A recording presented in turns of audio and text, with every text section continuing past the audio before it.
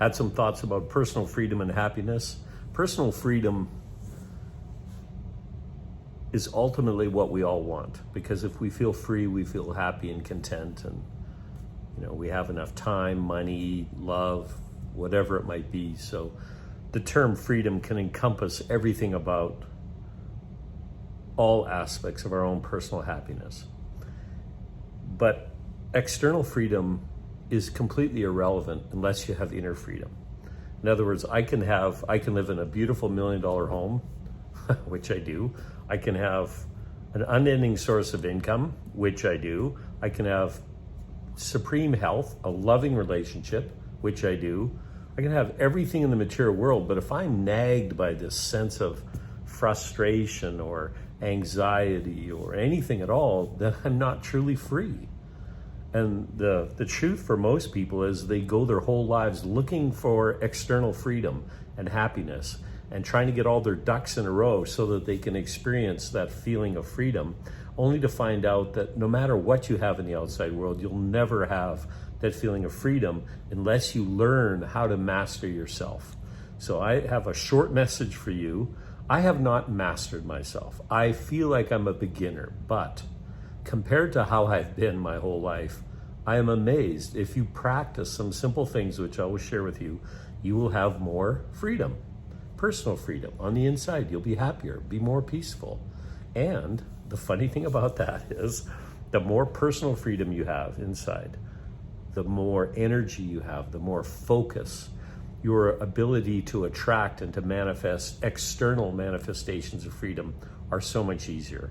I believe that that's why I have so many things in my outer life that are so incredibly beautiful, because I learned to a large degree, and yes, I'm still learning and I'm still a beginner, but I learned to a large degree how to be okay with myself, how to contact our true self, which I'm going to talk about here in a second.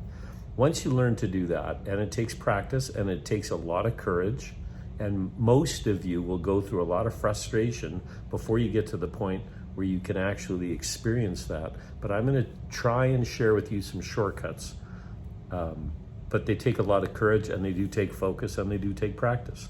So the direct approach is what I'm going to talk about. The direct approach is very famous in spiritual circles by a few teachers in the last 100 years, self-realized masters, Ramana Maharishi and Nisargadatta, and many teachers that have come from them, John Klein, who's one of his students, Rupert Spira, a really good teacher. If you want a good teacher nowadays who's not a master, but he's masterful at explaining this stuff, is Aaron Abke, and I might put a link in this video. But the direct approach is the direct inquiry into who you are, to what you are. And it's very simple to explain it, but it does take some dedication and some real focus. But the basic direction is to sit quietly, close your eyes, and begin to notice, first of all, your sensations and your thoughts.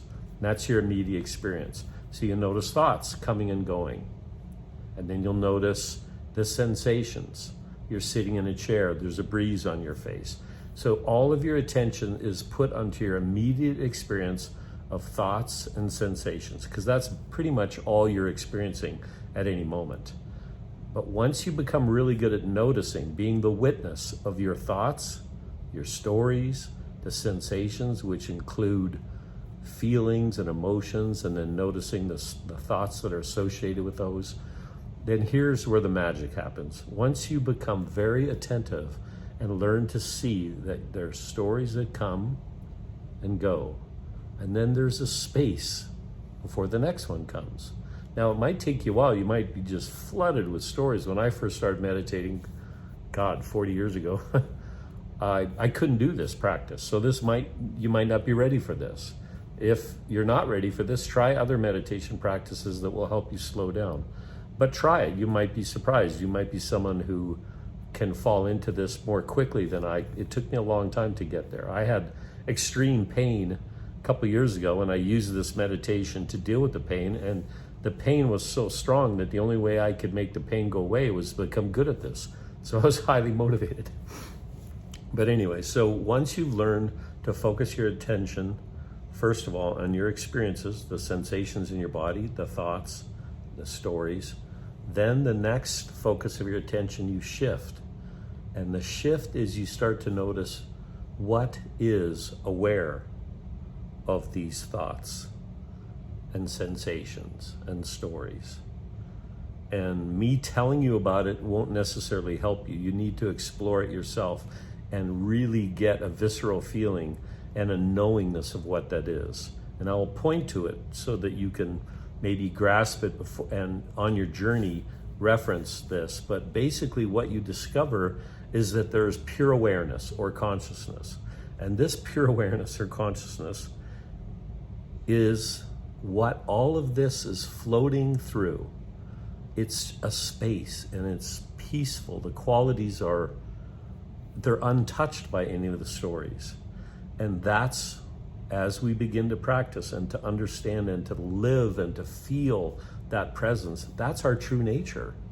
That's what a baby lives in. That's what my son Tanner, while he was a Buddha until age 5 or 6, he lived in that all the time. He was not affected by physical pain or someone yelling at him or anything else. He lived in that state. And so I learned a lot from him. But once you begin to understand that that's what you are, and you learn to hang out in that awareness, that that's what you are. In sports, at its supreme level, it's called being in the zone. You're not affected by any fears, any thoughts, any sensations. You're just present. You're aware. You're pure awareness.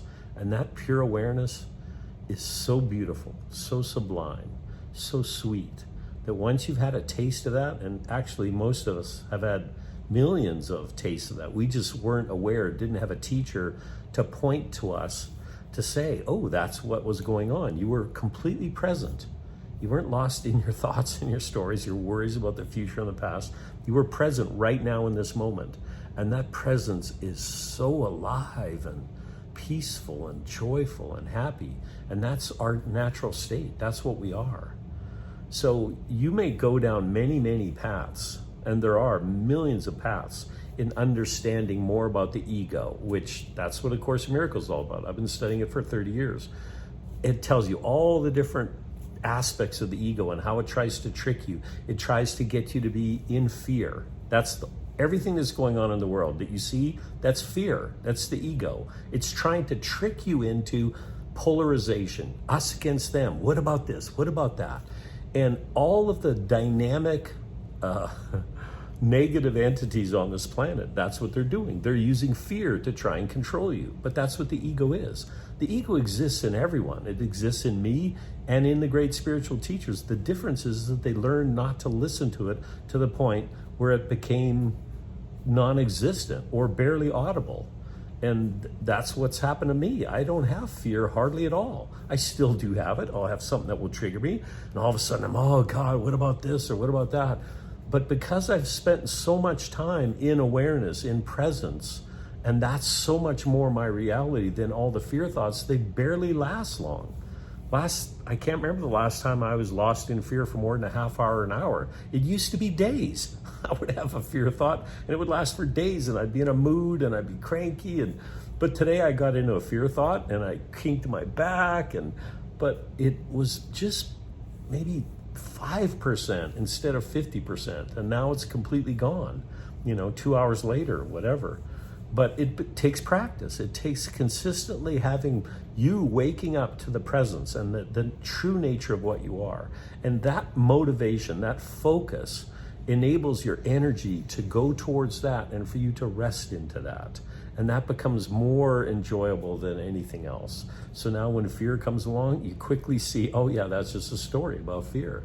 And you can follow it and feel all the emotions that come from feeling that, or you can relax back into the spaciousness. The beauty of spaciousness and presence and being aware and being that is you're far more effective at dealing with things in the world.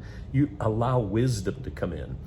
What's going to happen on this planet is you're going to notice a tendency for people to go really into fear or really start to question that and start to go into awareness and love. And the ones that tend to spend more time in awareness and love will find amazing solutions. There's businesses that will come into this world that will prosper people and connect people, and technologies and ways of being together that will create heaven on earth for millions of people on the planet. And at the same time, there will be millions of people that are lost in fear and will try and find some answer in polarization, us against them, and good and bad, and right and wrong, and those people will live a very sad existence. And yes, we can love and accept everyone, and that's because they're all part of us. But doesn't mean we have to either fight them or try and change them. Everyone has their own path. You can't help someone turn towards love by telling them about it or by explaining it to them or anything like that. They're going to go towards love when they're ready. When they're tired of suffering, they're going to start to go, well, I wonder if there's another way instead of suffering. Maybe there's another way. Oh, look over there. Look at those people. They seem very happy. What's their secret? Why are they so happy? And it's because they've turned to love instead of fear. And I know it sounds maybe corny or oversimplistic, but there really is. Everything comes from love or fear. We're either lost in fear for that moment or for our whole day, or we're listening to love, in which case we feel calmer, more peaceful, happier, more connected. And we tend to manifest things like that. And if you want to, you choose which path. If you focus on love and awakening to what you are, your true nature, you'll find the teachings, the books, the seminars, the practices, spending time in nature, being with animals. You'll find all the things that support you in waking up to who you are, which is a truly beautiful thing. And I highly recommend these practices or ones that work for you, like gratitude, being thankful. When you're thankful, fear just fades away. So try that if nothing else. I love you. I have your back, and I wish you all the best. Take care. Till next time. Bye.